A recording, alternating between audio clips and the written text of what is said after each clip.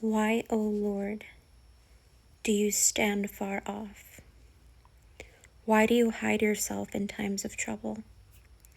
In his arrogance, the wicked man hunts down the weak, who are caught in the schemes he devises.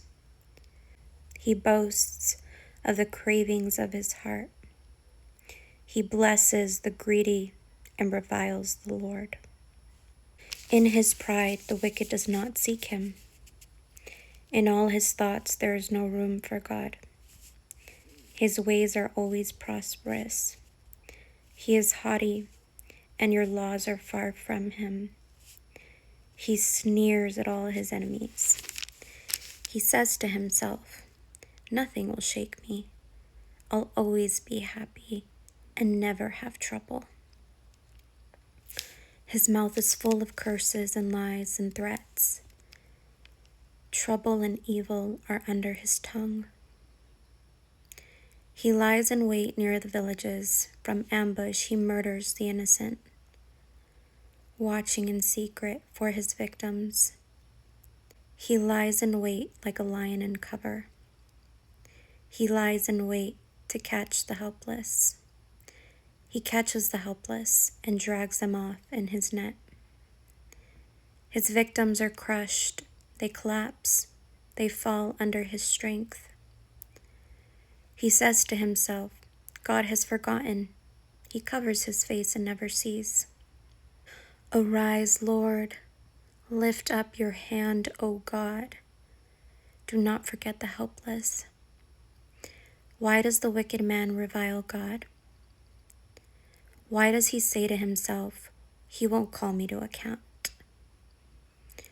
But you, O God, do see trouble and grief. You consider it to take it in hand. The victim commits himself to you. You are the helper of the fatherless. Break the arm of the wicked and evil man. Call him to account for his wickedness. That would not be found out. The Lord is king forever and ever. The nations will perish from his land. You hear, O Lord, the desire of the afflicted. You encourage them, and you listen to their cry. Defending the fatherless and the oppressed, in order that man who is of the earth may terrify no more. I love so many sections in this psalm. The first part that stands out is verse number 1, where it says, "Why, O Lord, do you stand far off? Why do you hide yourself in times of trouble?" When David is saying this, he is literally hiding in caves from his persecutors, right? They want to end his life. They are angry at him. His son took over. His son is out for blood. His son wants to make sure that his dad is dead, being King David, so that he can take over and he has no one to be held accountable to. As David is running from these people and hiding in caves, he calls out to God, like, "God, where are you?" Right? David knows God. David has seen God show up for him supernaturally his whole life. And yet in this moment, he finds himself asking God, "Where are you?" If you have ever found yourself in a season, whether it's right now, whether you can remember from your past, or whether eventually you will find yourself in a season where you question where God is because of the circumstances happening to you, what we learned in the book of Job is that not all consequences are deserved. Job didn't deserve what happened to him, and yet his friends blamed him for him losing everything. That was a painful experience in and of itself, to not only go through pain and suffering and the open sores all over his body, the loss of his children, the loss of his home, the loss of his livestock, everything he lost was already painful enough as it was. And then on top of that, to be accused of something he did not do just added to the trauma. In those moments of righteous loss, right? When you lose something or you lose multiple things, and not because of the consequences of your actions, but simply because of Murphy's Law. What does Murphy's Law say? Anything that can go wrong will go wrong. This isn't always the case, right? But sometimes it is. Sometimes lots of things go wrong. Sometimes one big thing goes wrong. Sometimes many big things go wrong. Sometimes little things go wrong. Sometimes multiple little things go wrong, right? We don't know what lies ahead. We don't know why things happen always, right? And so in this moment, when David is asking God, where are you? It reminds me of when Job asked God, where are you? Right? And these are men that are loved and they're favored by God. And yet they still ask, where are you? And yet the way that they ask is so different from a non-believer to a believer. What is the difference? When a non-believer asks, where are you? From a place of pride, or even from a place of, do you really even exist, God? Right? Like a sassy kind of pride. Even if the signs do show up, they'll find justification in it, right? They'll find knowledge in it. They'll find intelligence in it. Like, oh, that happened because of A, B, and C, right? But the scriptures also teach God will use the foolish things of the world to humble the wise. God never wants for us to find the truth in knowledge itself or in wisdom itself, right? There's purpose in those things, right? The scriptures also teach, my people perish for lack of knowledge, right? So knowledge isn't inherently bad, just like money isn't inherently bad, just like power isn't inherently bad. It's what we do with those things, whether they're submitted to God or they're submitted to the enemy, is what determines whether they're good or bad, right? Somebody that has power and knows their authority in God, that is a powerful person, right? But somebody that recognizes that power, steps into their power and uses it to harm other people, that is allowing power to be used for darkness, for the enemy, to harm. The scriptures are never meant to attack. They're never meant to hurt us. The scriptures are here to bless our lives, right? And there are moments where you will read and you will surrender to God and you will be like, God, if this is me, correct me. That is humility. Being willing to be corrected, being willing to know where your power comes from, right? When we walk in God's authority, we are very powerful. We are superhero type powerful. And when we surrender ourselves to God, that is our humility. When we surrender that power to God and say, God, these are your gifts. For example, my prophetic dreams, I've surrendered them to God. So even though I have the power to observe others through my dream state, whether it's their spiritual standing, their just conversations, things that are happening in their life that have been affirmed whenever I have brought my dreams to others, they either come to pass or they ask me, Michelle, how did you know that? Or, right, confirmations are given. But because I fear the Lord, I surrender the gift to him. I don't study astral projection or figure out how to see certain things or certain people's lives or go and snoop. Or before I sleep, I pray over my dreams and I let God guide my dream state. And I allow him to reveal to me what he wants to show me. I have asked for certain revelations and sometimes he does answer, but sometimes he doesn't. And that is honoring God with our gifts, right? Because if we take it under our own power as human beings, right, we are not inherently good. So sometimes our own desire for things, it's not coming from submission to God. It's coming from our own wicked desires, right? So having a gift like that can easily be, oh, well, I know I have this gift. I'm going to not go to God. I'm going to go to my own desires and I'm going to use it to manipulate situations, to do what I want, to get my way. No, that's not how we can operate, right? And that is when God can strengthen our gifts, when we surrender them to him. Like, I will go to sleep at night and I will have 5 to 7 dreams, like back to back. And I have to sometimes wake up at 3 in the morning, write it down, and then go back to sleep. If God starts to see that we are abusing our gifts, He will remove them. And that is a great way to know if you are in alignment with God, is if your gifts are getting stronger and yet you are submitting even deeper, right? Because sometimes God can give us revelation and we can start to try and manipulate and try to do things our way to make things come to pass, or right? And that is not what God asks of us. He shows us things because He trusts us, right? But He also shows us things so we can learn to trust Him, so we can strengthen our faith in Him, right? And so if we bring this full circle, coming back to David asking God, where are you? Sometimes God is silent, yes, but it does not mean He's absent. God is sovereign and He is omnipresent. He is always watching. He is always aware, right? And if ever we fall short or we get off track, He gently corrects us. The gentle correction can get more and more intense if we are not obedient to the first initial protection, right? But it's kind of like, let's say you have a child and they're about to touch a burning hot stove to the point that they're going to get third-degree burns, right? Like super intensely hot. And let's say you tap their hand and you're like, don't do that, little buddy, right? In a little 2-year-old's mind, they don't know what's going on. They're probably thinking like, what's going on? Why is mom slapping my hand? I'm not doing anything.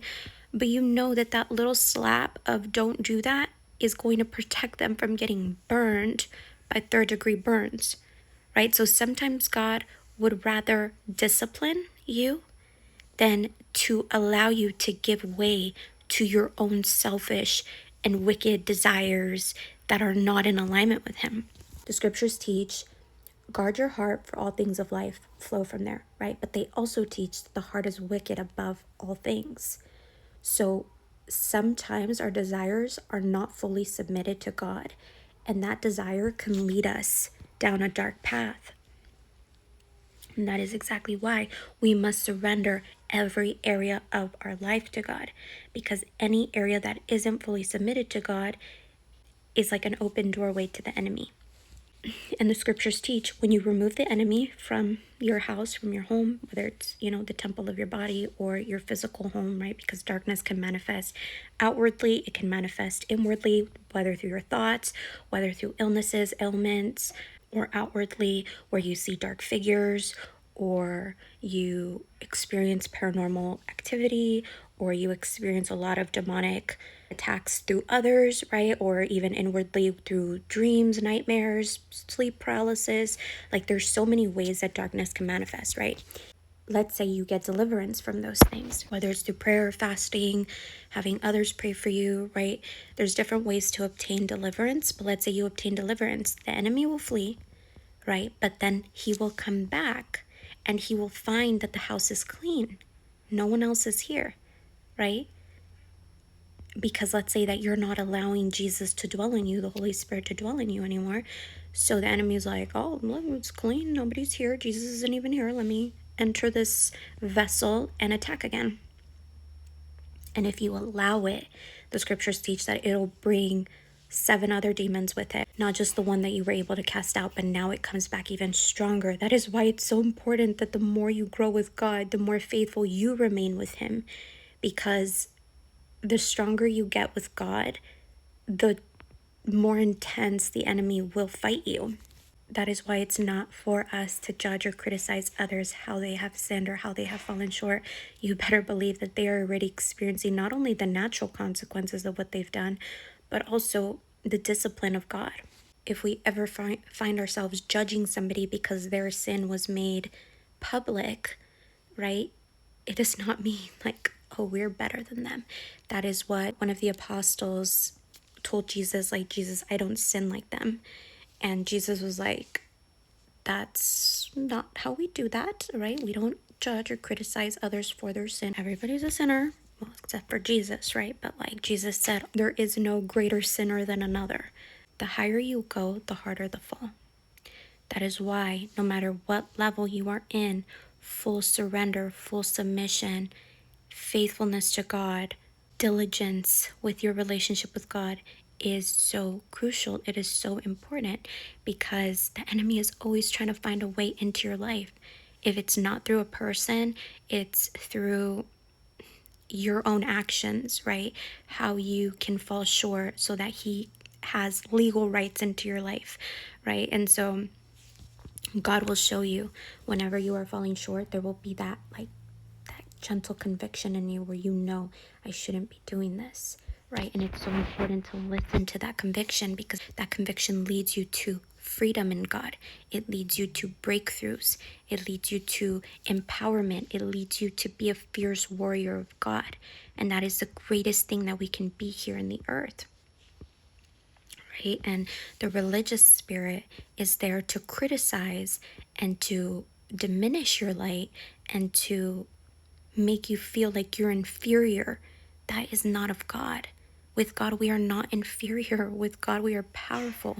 We are like a city on a hill that cannot be hidden. We have literal superpowers with God where things happen supernaturally, right? But those superpowers come from God because just as He gives, in Job it says, the Lord has given and the Lord has taken away. God can give you something and He can take it away without a reason, without a rhyme or a reason, right? And that is why full surrender to God is like the key, the goal in every Christian's life. It'll feel sometimes like God is hiding Himself, but He's not hiding. He's there. Or sometimes He's hiding, right? But like hiding from your awareness, right? And sometimes it's to test our faithfulness. Are you going to be faithful and diligent even in the moments where it feels like He's not there? And then He will reveal Himself. And when He does, you're going to be so grateful that you stayed faithful to Him, right? It's kind of like being in a relationship. Just because your partner is away on a 3-day business trip doesn't mean that they don't exist, right? It doesn't mean that you go off and you step out on the marriage, right? It means that you know they're coming back. You know that they're going to come back into awareness. You know that they still exist, right? You're not going to make life decisions while they're away on a business trip as if they don't exist. That's the same thing with God. When you treat God as your husband, the way the scriptures teach, right? We are the bride and Jesus Christ is the husband. When you treat Jesus like your husband, you will honor and respect Him even when He's away, when it feels like He's away.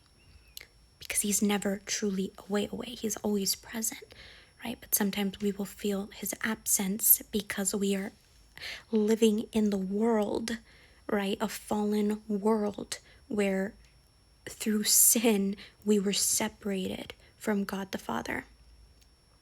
And Jesus came to bridge that connection.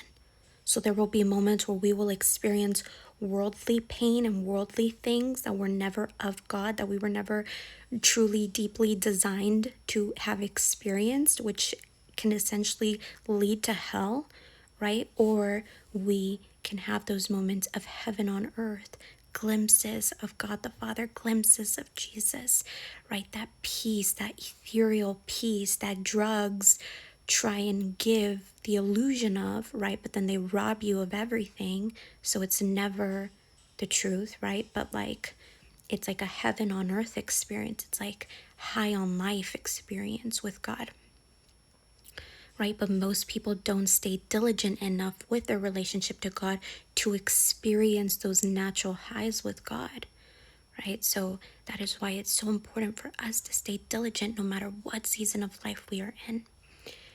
So that's first one that like stands out the most to me and like what it gets me thinking about and stuff, right? I have highlighted verse 6 as well. He says to himself, nothing will shake me, will always be happy and never have trouble. People that get away with darkness for a long time think that they're getting away with it, right? Because to a certain degree they are for an appointed time. Just like the enemy. The enemy has an appointed time where he will no longer rule. He is the ruler of this earth, right? He's the prince of this earth. But there will come a time where he will no longer rule.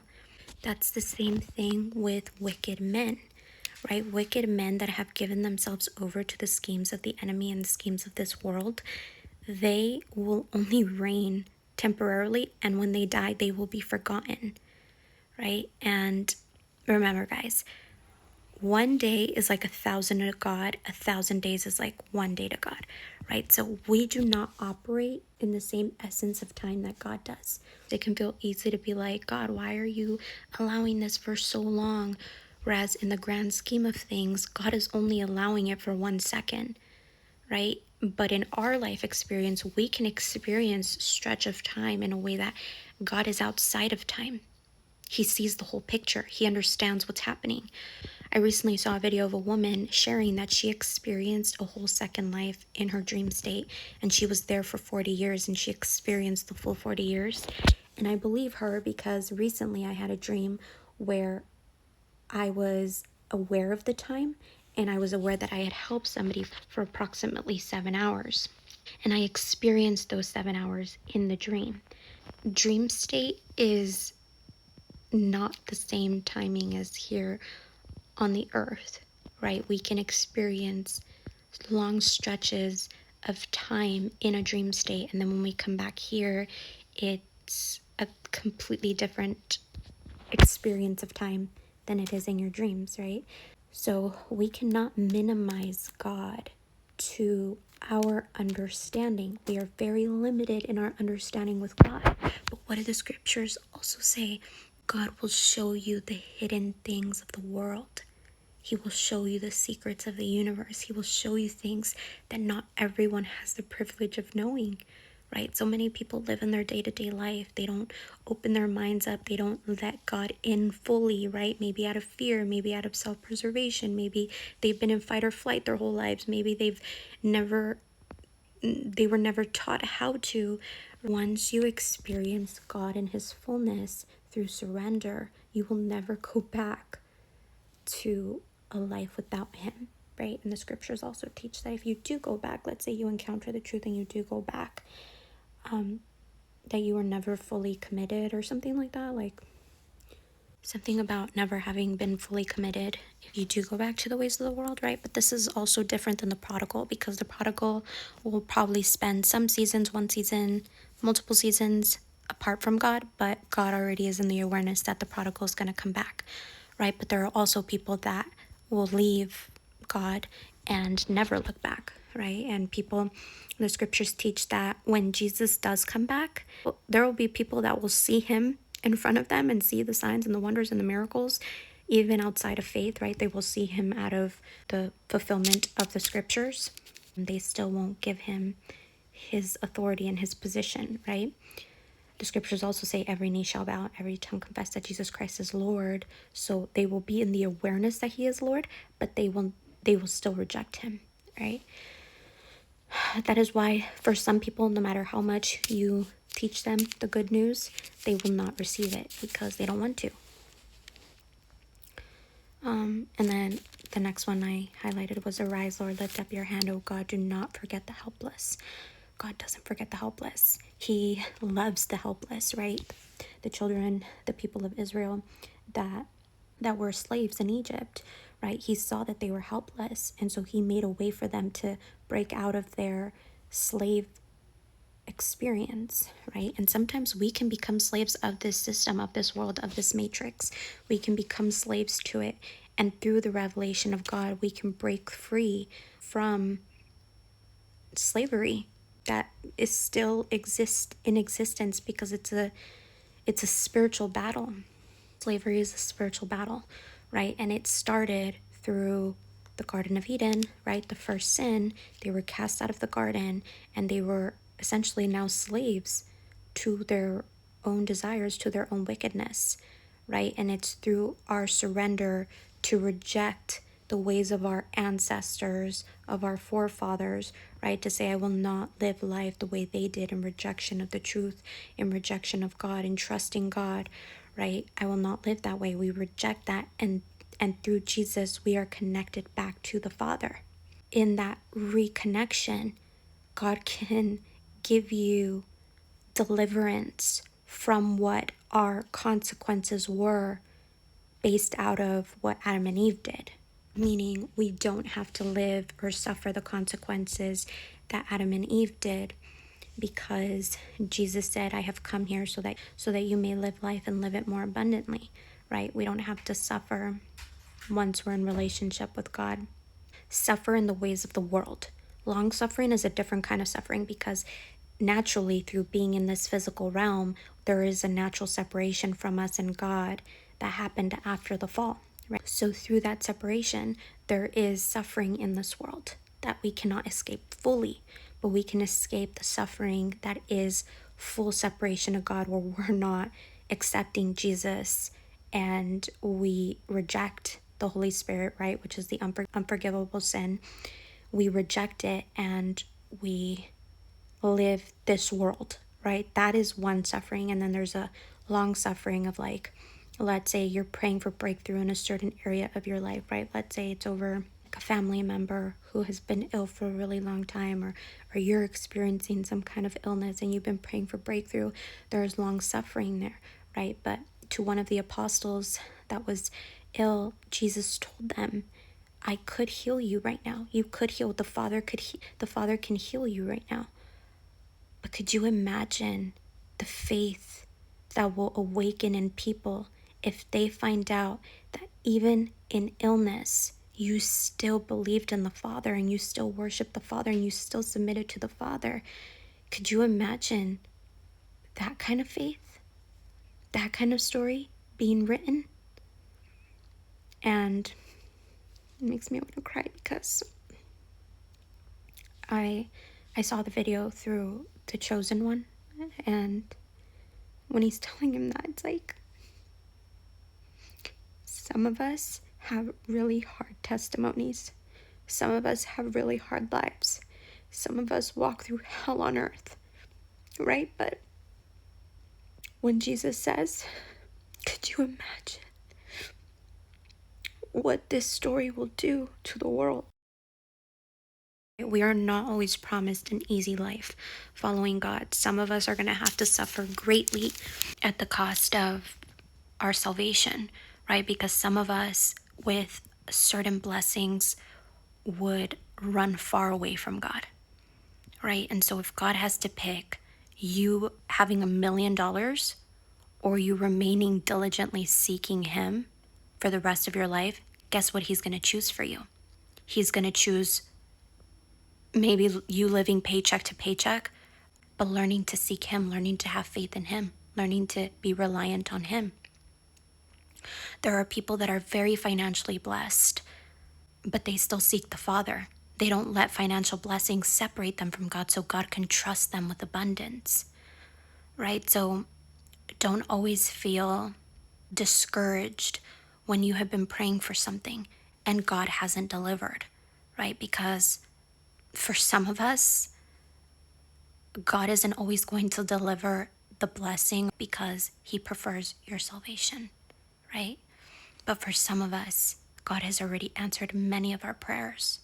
And sometimes it's because He knows He can trust you. And sometimes it's because it's just because. And sometimes it's like, sometimes there's a unique reason as to why. And that's something that in relationship with Him, He can clarify to you. If you ask Him the why to things, He will answer. He will always answer. That is one thing about God. And He will give you peace.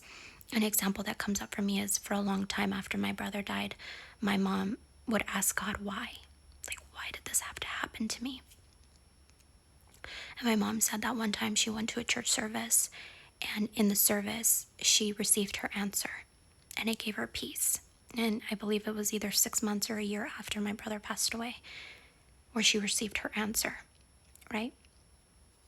In this lifetime, good things won't always happen.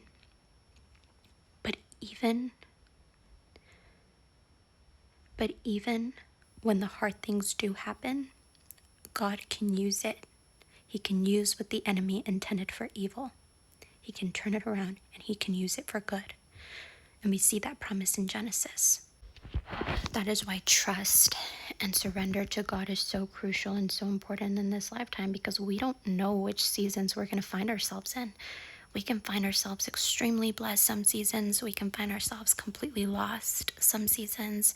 We can find ourselves completely heartbroken some seasons. We can find ourselves completely poor some seasons. We can find ourselves completely financially blessed other seasons. We can find ourselves in ups and downs and hills and valleys, mountaintops, and the depths of the sea's bottomless pits. There's just a lot of unknowns in this lifetime, but the knowns of God are the most sacred and the most special and the most worthy of our awareness, because in that awareness it is impossible to become depressed. In that awareness it is impossible to feel hopeless and helpless, right? And it doesn't mean we won't experience glimpses of those emotions, right? Because sometimes very hard things do happen. Which brings me to my next line that I have highlighted, which is verse 14 that says, "But you, O God, do see trouble and grief," right? And this kind of grief is different than the grieving of the Holy Spirit through sin, right? We can grieve the Holy Spirit through walking out of alignment with God and through our sins, right? That separate us from God. But we can also experience grief in the way that is natural and human, right? Whether it's losing a family member, a loved one, someone you deeply cared about, a friendship, right? There's different ways that we can experience grief that have nothing to do with sin, because we live in this fallen and broken world, right? But he sees that grief, he sees the pain, and he's there with you in the pain of it. And then it says, "The victim commits himself to you. You are the helper of the fatherless." I love this one, right? Because, as you know, I did not grow up with a father. I believe this isn't a psychological term, but it is like a societal term of like fatherless activities or, oh, daddy issues, right? And so when a woman does not know her worth through the eyes of her father, because maybe the father was absent, or mom and dad divorced, or he was just not around, maybe he was always working, like there is a deep father wound in this society, which is why things look the way that they look, right? Because many fathers were absent. Many fathers didn't do their due diligence for their children. Maybe they were there, but they were emotionally absent. That creates a wound in human beings, in daughters and in sons, right? And when you reconnect to the Father, right? He is a father to the fatherless. He teaches you true love. He teaches you how you should have been loved. Sometimes very weak people will become very abusive in nature because they are so weak. It takes a strong man to submit and to surrender to God and to let God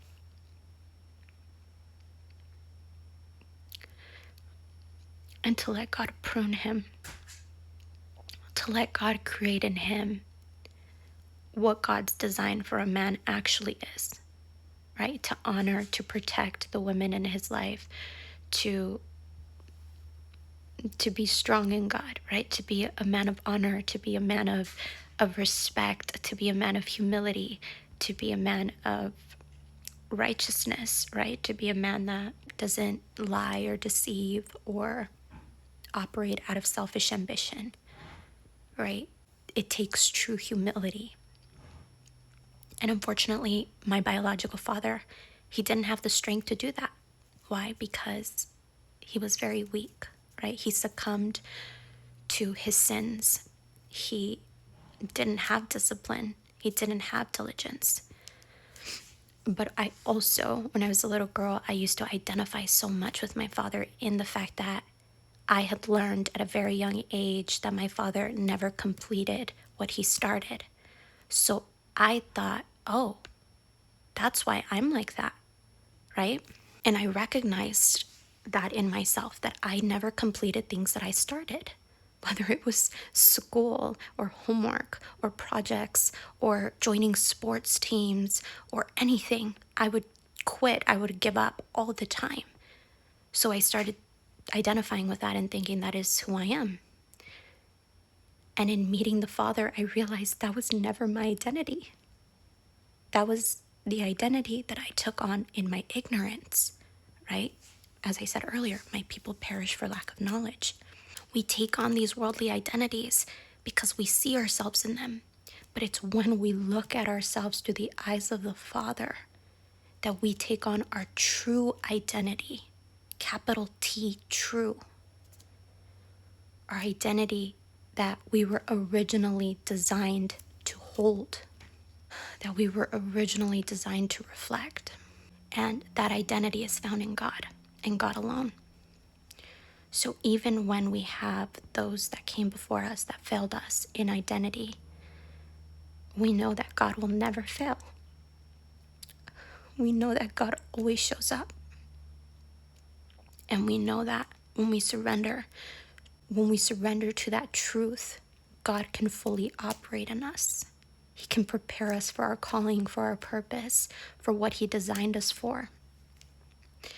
And that is the greatest gift. Jesus is our greatest gift. And so I hope that you got something from this video. I love God so much, and He loves you so much. He loves you the way that I love Him, but even more, because the love that He has for us, it goes beyond our capacity to love. The last verse that I have highlighted here is verse 18, and it says, defending the fatherless and the oppressed, in order that man who is of the earth may terrify no more.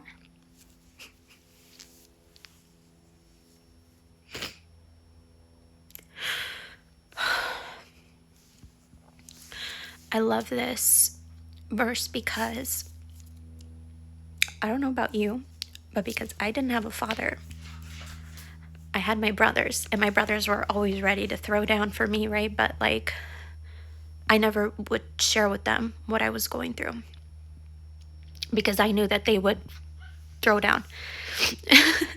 But in not having a father, I didn't have somebody to defend me when I needed defending, right? And so I found myself in a lot of situations where I was bullied. And through those experiences, I felt less of myself, right? Because you just do, right? Like, those experiences are to minimize you, are to dim you, are to make you feel worthless, are to destroy your soul, to destroy your mind, to destroy your purpose, right? And so the enemy will operate in others around you to put you down, right? And this can show up in many different ways. But in this verse, we know that even if you are fatherless, God will always show up to defend you. And I've seen this time and time again. The people that have ever been the most cruel to me, or the most hurtful, or have said just terrible things, it didn't always happen right away. Sometimes it took a lot of years, but eventually what they were sowing is what they ended up reaping. And whenever that news would come to me, I would pray for them, and I would ask the Father to have mercy on their soul, because I know what it is to suffer. But the scriptures say you cannot fool God. Like, a man reaps what he sows. You cannot escape the consequences of your actions. When it says that God defends the fatherless and the oppressed, that is God's character. He's never going to let the wicked go unpunished. There will always be consequences. But the reason why He tells us not to take vengeance is because then we take on the consequences of our vengeance. And God doesn't want that for us, because that is not our portion. Our portion is blessings. Our portion is abundance. Our portion is love and peace and tranquility and joy and everything that is good, everything that is godly. That is our portion. So if we lower our frequency to those on the frequency of bullying or tormenting or terrifying, right? Like, however they may show up, like, if we take vengeance, we lower our frequency to their realm. And we are not called to be on low frequency realms. We are called higher. We are called to be the bigger person. We are called to allow God's glory to shine through us. We are called to love even our enemies. We're supposed to pray for those who persecute us. We're supposed to pray for those that want the worst for us. We're supposed to love people.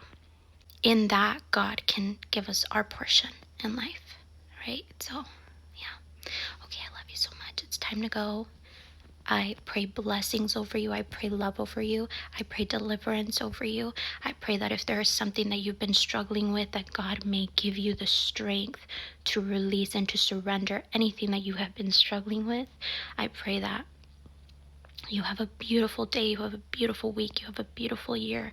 And even if you find yourself in one of the hardest seasons or the hardest years of your life, or maybe the hardest decade of your life, I pray that soon those hardships will come to an end, and that God gives you the knowledge and the wisdom to know how to remove yourself from situations that maybe you've been a part of that you haven't known how to remove yourself from, that God gives you the strength and the courage and the endurance to be obedient, right? God doesn't always show us the full blueprint. Sometimes he just gives us the next step.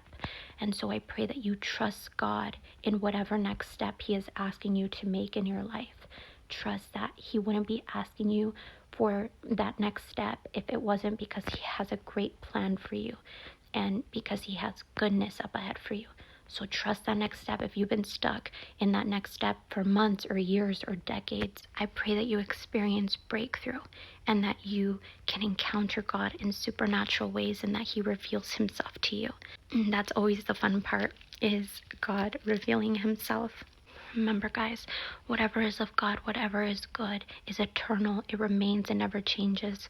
Whatever is of the enemy can show up as something of the light, but it will eventually show its true colors. So don't forget to always submit everything to God and to be like, God, if this is from you, make it happen. One of my favorite prayers that I have found has protected me from so many things is, God, if this is from you, may it work out. If it's not from you, block it.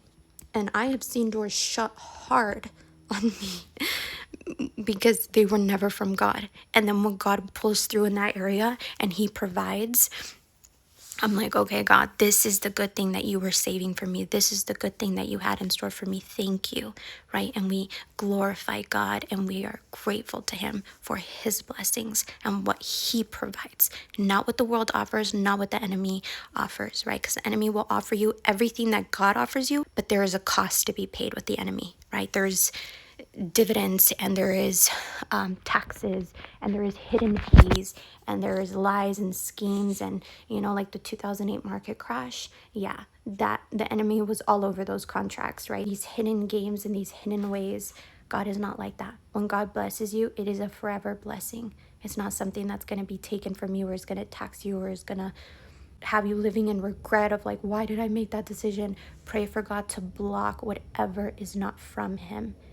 And pray that whatever is from him comes with confirmations and comes with peace. And he will bless you through that, through those means and through that frequency, through that order. Okay? I love you so much. God bless you. Take care.